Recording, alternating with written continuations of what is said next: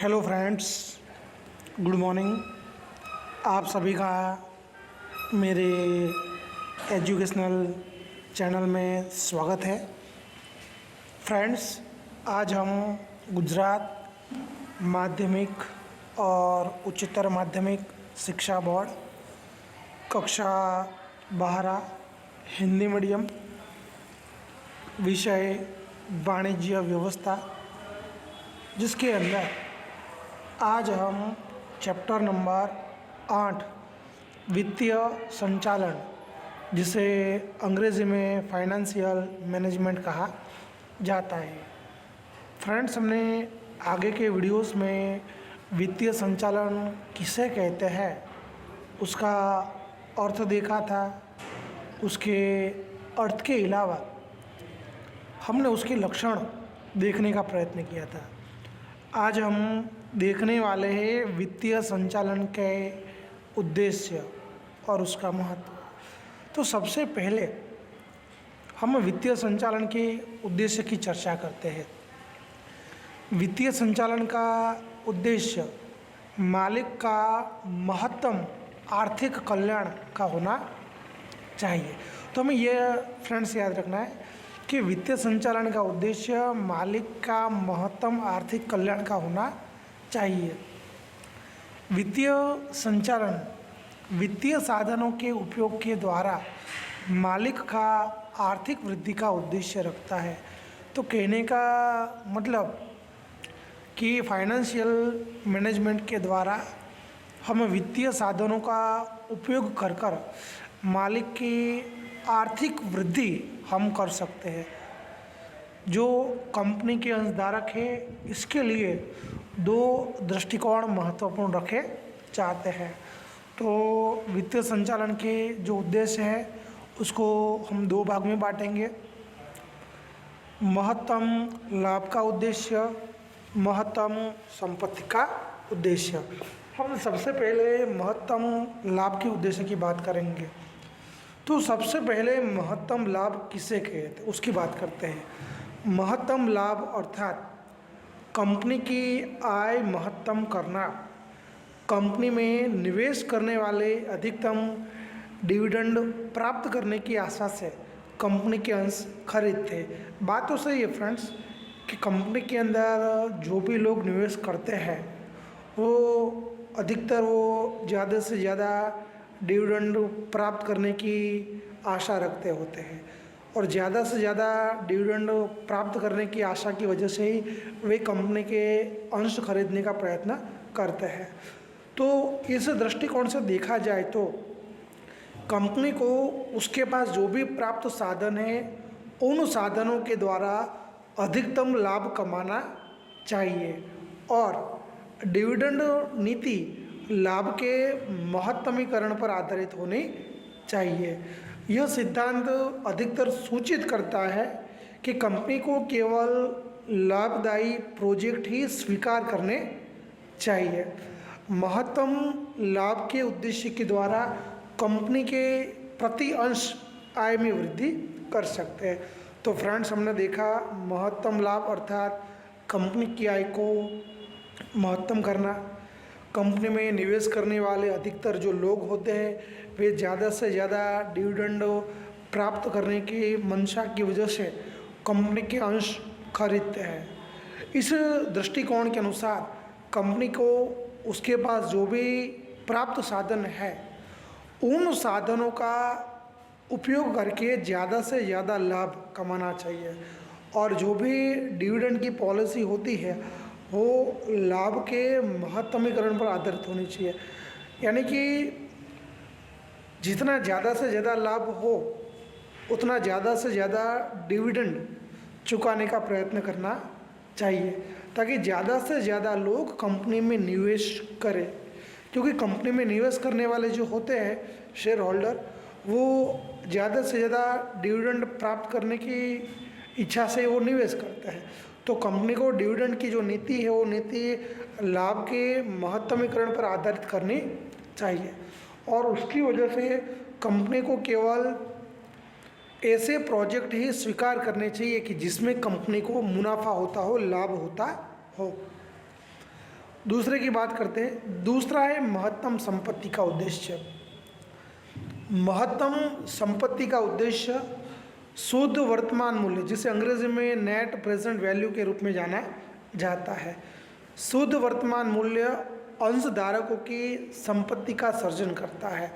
तो शुद्ध वर्तमान मूल्य के द्वारा अंशधारकों की जो संपत्ति होती है उस संपत्ति का निर्माण किया जाता है। इस प्रकार की संपत्ति के शुद्ध वर्तमान मूल्यों में वृद्धि करे ऐसे वित्तीय निर्णय ही कंपनी को स्वीकार करने चाहिए। यानी कहने का मतलब कंपनी को ऐसे फाइनेंशियली डिसीजन एक्सेप्ट करने चाहिए कि जिसकी वजह से संपत्ति की शुद्ध वर्तमान मूल्य में बढ़ोतरी हो सके।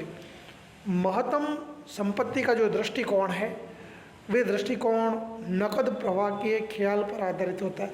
तो फ्रेंड्स में ये याद रखना है, महत्तम संपत्ति का दृष्टिकोण किस पर आधारित है, तो हमें पता होना चाहिए महत्तम संपत्ति का दृष्टिकोण नकद प्रवाह के ख्याल पर आधारित है। इस दृष्टिकोण में नकद प्रवाह को ही मापदंड के रूप में माना जाता है और हिसाबी लाभ की अवगणना की जाती है।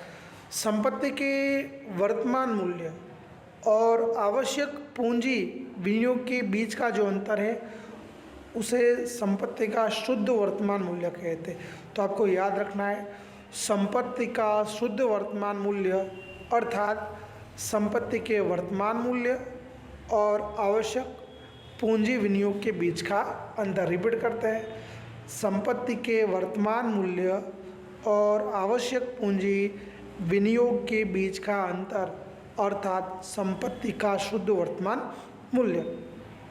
अब हम सूत्र के द्वारा समझते हैं। संपत्ति का शुद्ध वर्तमान मूल्य बराबर संपत्ति का वर्तमान मूल्य माइनस संपत्ति के लिए आवश्यक पूंजी विनियोग। थोड़ा आगे देखते हैं फ्रेंड्स। वित्तीय संचालन को ऐसे वित्तीय निर्णय लेने चाहिए जिससे कंपनी की संपत्ति ज़्यादा से ज़्यादा बने। तो ये भी याद रखना है कि वित्तीय संचालन के द्वारा हमें ऐसे ही वित्तीय निर्णय लेने हैं कि जिसकी वजह से कंपनी की जो संपत्ति है मैक्सिमम उसमें बढ़ोतरी हो।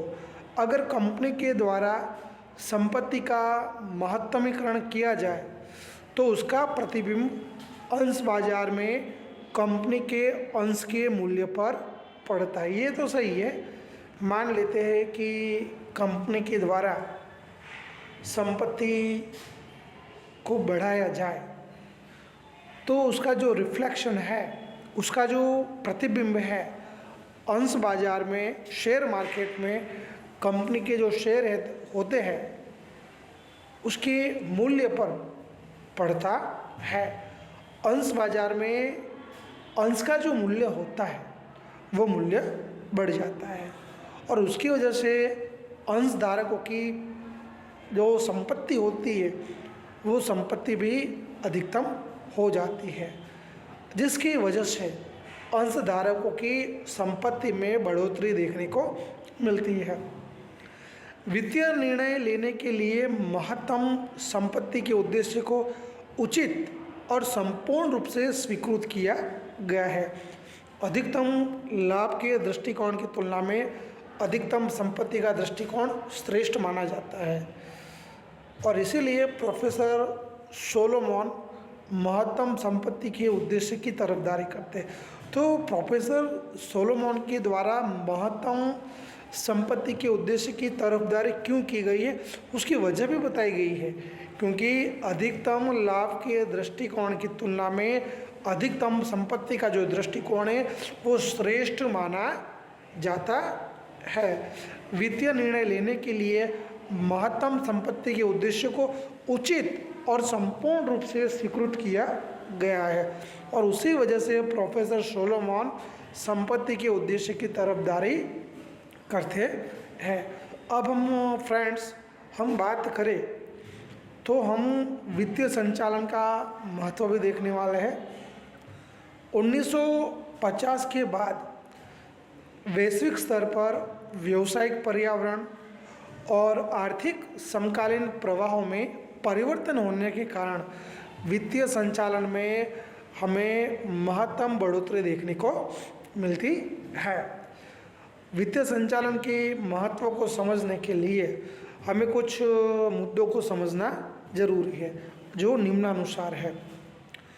पहला है वित्तीय आवश्यकताओं का अनुमान। वित्तीय आवश्यकताओं का अनुमान लगाने के लिए वित्तीय संचालन जरूरी है।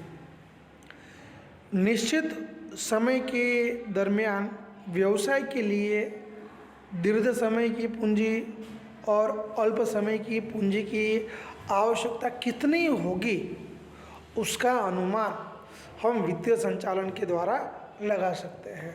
मान लेते हैं आप कोई भी व्यवसाय करते हो, तो उस व्यवसाय के अंदर आपको लंबे समय के लिए कितने पूंजी की आवश्यकता है, अल्प समय के लिए कितनी पूंजी की आवश्यकता है, इन सब की जानकारी प्राप्त करने के लिए हमें वित्तीय संचालन की ज़रूरत पड़ती है। वित्तीय संचालन के द्वारा ही व्यवसाय के लिए दीर्घ समय की और अल्प समय के लिए कितनी पूंजी की आवश्यकता होगी, उसका हम अनुमान लगा सकते हैं। दूसरा है द्रव्य प्राप्ति। वित्तीय संचालन के द्वारा पूंजी की प्राप्ति के लिए हम मितव्ययी स्थानों का चुनाव कर सकते हैं और चुनाव करने के बाद अल्प लागत में पूंजी भी प्राप्त कर सकते हैं। मान लेते हैं कि व्यवसाय के लिए आपको दीर्घ समय के लिए कितनी पूंजी चाहिए, अल्प समय के लिए कितनी पूंजी चाहिए। तो कहने का मतलब वित्तीय आवश्यकताओं का अनुमान लगाने के बाद हम वित्त को प्राप्त करने के लिए वित्तीय संचालन का सहारा लेते हैं। वित्तीय संचालन के द्वारा हम पूंजी को प्राप्त करने के लिए ऐसे स्थानों का चुनाव करते हैं जिसमें कम से कम खर्च होता हो, कम से कम व्यय होता हो, और साथ में लागत का प्रमाण भी हमें कम देखने को मिलता है, और इस प्रकार से हम पूंजी को प्राप्त कर सकते हैं। तो फ्रेंड्स, वित्तीय संचालन के द्वारा हम ऐसे प्राप्ति स्थानों का चुनाव कर सकते हैं जिसमें व्यय का प्रमाण बहुत ही कम होता है और लागत का प्रमाण भी बहुत ही कम देखने को मिलता है, और हमें सरलता से द्रव्य की प्राप्ति हो सकती है। तीसरा, आयोजन और नियंत्रण। आयोजन और नियंत्रण के लिए भी वित्तीय संचालन बहुत ही आवश्यक है। मान लेते हैं कि आपने वित्तीय आवश्यकताओं का अनुमान लगाया। अनुमान लगाने के बाद आपको द्रव्य की प्राप्ति हुई, लेकिन उस द्रव्य का उपयोग सही रूप से हो, उसके लिए आपको उसका आयोजन करना पड़ता है। आयोजन करने के साथ साथ आपको उसका नियंत्रण भी करना पड़ता है, क्योंकि द्रव्य प्राप्त हो जाने के बाद उस द्रव्य का आपको कैसे उपयोग करना है, उसके लिए आपको उसका पूरा प्लानिंग करना पड़ेगा, और आपने जो प्लानिंग किया है वो प्लानिंग के अनुसार द्रव्य का उपयोग होता है या नहीं, उसके लिए आपको उसका नियंत्रण भी रखना पड़ेगा, और उन सब के लिए आपको ज़रूरत पड़ेगी वित्तीय संचालन की। तो फ्रेंड्स, कहने का मतलब द्रव्य का उपयोग सही ढंग से होता है या नहीं, उसके लिए हमें आयोजन और नियंत्रण की ज़रूरत पड़ती है। आयोजन और नियंत्रण करने के लिए भी वित्तीय संचालन की हमें आवश्यकता होती है। आगे का मुद्दा है वित्त का विभाजन। अलग अलग विभागों के बीच वित्त का हमें इस प्रकार से विभाजन करना है कि प्रत्येक विभाग को पर्याप्त मात्रा में द्रव्य मिल सके। वैसे तो हम फ्रेंड्स जानते हैं कि व्यवसाय की इकाई के अंदर अलग अलग विभाग होते हैं, तो उन सभी विभागों के बीच में वित्त का विभाजन, वित्त का बंटवारा समान रूप से होना चाहिए। कोई एक विभाग को ज़्यादा मात्रा में वित्त मिले और दूसरे विभाग को कम मात्रा में वित्त मिले, और कुछ विभाग को वित्त मिले ही नहीं, ऐसा नहीं होना चाहिए। तो कहने का मतलब वित्तीय संचालन के द्वारा हम अलग अलग विभागों के बीच वित्त का सही से बंटवारा कर सकते हैं, जिससे प्रत्येक विभाग को पर्याप्त मात्रा में द्रव्य की प्राप्ति हो सकती है। आगे का है तरलता बनाए रखना। तरलता बनाए रखने के लिए भी हम वित्तीय संचालन का उपयोग कर सकते हैं। तरलता बनाए रखने के लिए हम नकद प्रवाह का पत्रक और नकद बजट तैयार कर सकते हैं। नकद प्रवाह पत्रक और नकद बजट तैयार करके तरलता बनाए रखते हैं, जिससे निश्चित रोकड़ शेष हम हाथ पर रख सकते हैं। व्यवसाय में आपको जब भी ज़रूरत पड़ेगी तब अगर आपके पास पहले से रोकड़ होगी तो आप उस रोकड़ का सही से उपयोग कर सकते हैं। तो व्यवसाय में तरलता का प्रमाण बनाए रखने के लिए भी हम वित्तीय संचालन का उपयोग कर सकते हैं। वित्तीय संचालन के द्वारा नकद प्रवाह का पत्रक तैयार कर सकते हैं, नकद बजट तैयार कर सकते हैं और उसके आधार पर हम निश्चित रोकड़ शेष हाथ पर रख सकते हैं, जिसकी वजह से मान लेते हैं कि आकस्मिक रूप से व्यवसाय को रोकड़ की ज़रूरत पड़ती है तो हम उसका सही से उपयोग कर सकते हैं। आगे का मुद्दा है आय का वितरण करना। आय का वितरण करने के लिए भी वित्तीय संचालन की ज़रूरत पड़ती है।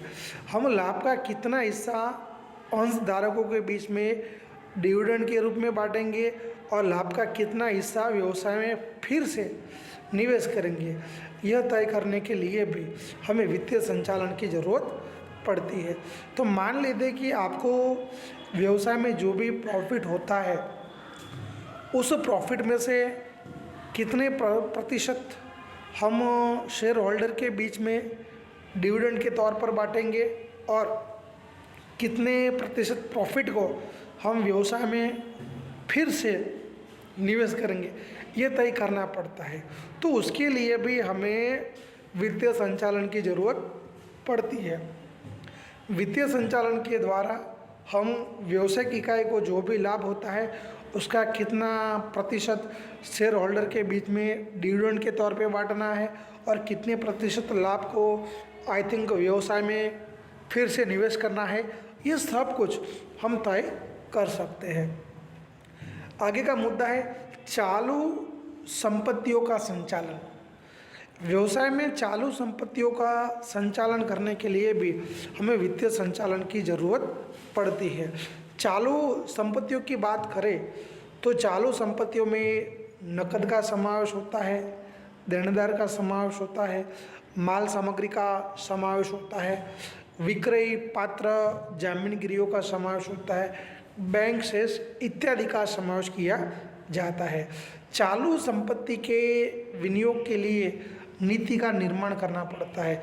तो चालू संपत्ति के निवेश के लिए नीति का निर्माण करने के लिए भी हमें वित्तीय संचालन की ज़रूरत पड़ती है।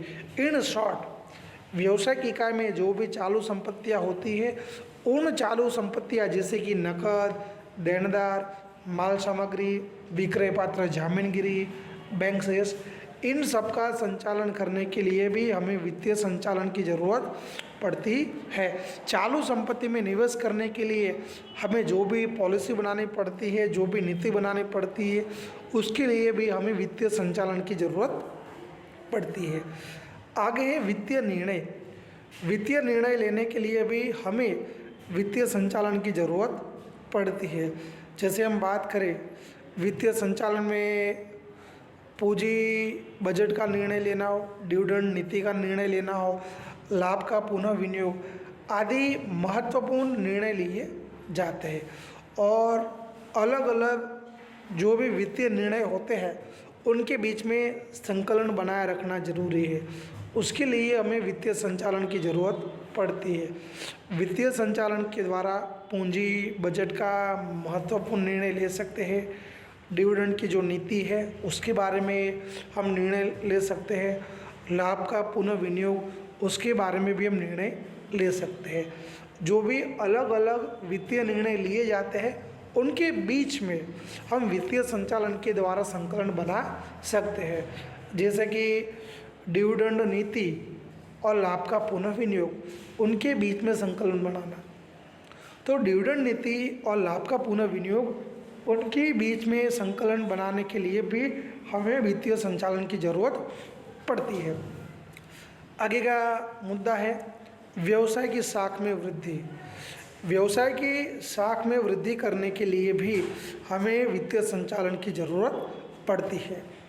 व्यवसाय की प्रगति और विकास में वित्तीय संचालन का बहुत महत्वपूर्ण योगदान माना जाता है। व्यवसाय की प्रगति और विकास करने के लिए वित्तीय संचालन बहुत ही आवश्यक है। अगर आपका वित्तीय संचालन एक्टिव है तो वित्त की अनुकूलताओं का निर्माण कर सकते हैं, जिससे कर्मचारियों को सही समय पे वेतन और लेनदारों को सही समय पे भुगतान किया जाता है, और जिसकी वजह से व्यवसाय की जो शाख होती है, एक इमेज होती है, उसकी इमेज में हम बढ़ोतरी कर सकते हैं। तो फ्रेंड्स, ये भी ज़रूरी है कि व्यवसाय की जो प्रतिष्ठा है, व्यवसाय की जो इमेज है, उसमें बढ़ोतरी करने के लिए भी वित्तीय संचालन जरूरी है। क्योंकि अगर आपका वित्तीय संचालन पॉजिटिव है, हमारी हिंदी भाषा में बात करें तो वित्तीय संचालन अगर आपका कार्यक्षम है तो आप वित्तीय अनुकूलताओं का निर्माण कर सकते हैं, जिससे इकाई में काम करने वाले कर्मचारियों को सही समय पे उसको वेतन दे सकते हैं, और जो भी लेनदार है उनको सही समय पर उसका भुगतान भी कर सकते हैं, जिसकी वजह से व्यवसाय की शाख, व्यवसाय की प्रतिष्ठा, व्यवसाय की इमेज में बढ़ोतरी कर सकते हैं। तो फ्रेंड्स, हमने आज के वीडियोस के अंदर वित्तीय संचालन के उद्देश्य के बारे में देखा और वित्तीय संचालन का हमने महत्व देखा। फ्रेंड्स, अगर आपको हमारा ये वीडियो पसंद आए तो उसे लाइक कीजिए, शेयर कीजिए, और हमारा जो यह एजुकेशन चैनल है उसे सब्सक्राइब करना न भूलें। नए वीडियोस में हम आपके सामने फिर से कोई नए टॉपिक, कोई नए मुद्दे के साथ मिलेंगे। तब तक जय हिंद, जय भारत, वंदे मातरम, भारत माता की जय। धन्यवाद अस्तु।